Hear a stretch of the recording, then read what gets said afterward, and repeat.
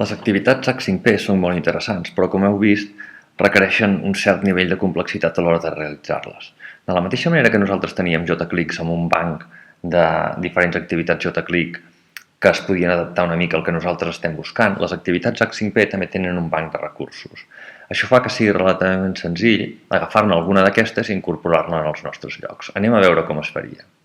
El lloc de referència és aquest que diu h5p.org i aquí tinc exemples de diferents tipus d'activitats. Em poso exemples i descàrregues i aquí puc veure tots els diferents tipus d'activitats i amb alguns exemples de cada una d'elles. Per exemple, anem a veure a les flashcards aquestes.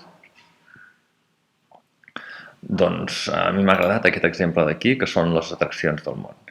Llavors, representa que aquí va passant i et va demanant a quina ciutat es troben cadascuna d'aquests monuments mundials. Perfecte, doncs si a mi m'agrada, l'únic que hauria de fer és descarregar-ho.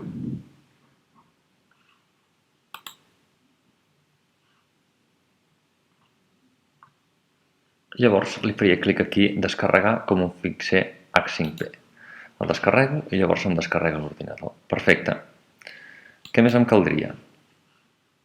Aquí podria afegir una activitat o recurs, un H5P interactiu, afegeixo i fixeu-vos que aquí podria posar el títol Monuments.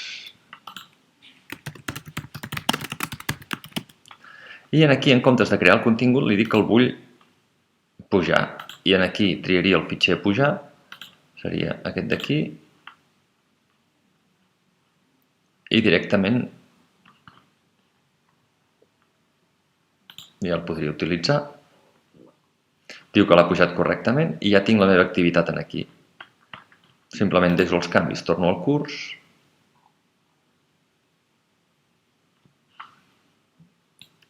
i ja tinc la meva activitat inclosa en el meu espai. Simplement li hauria de fer clic per anar-la a fer.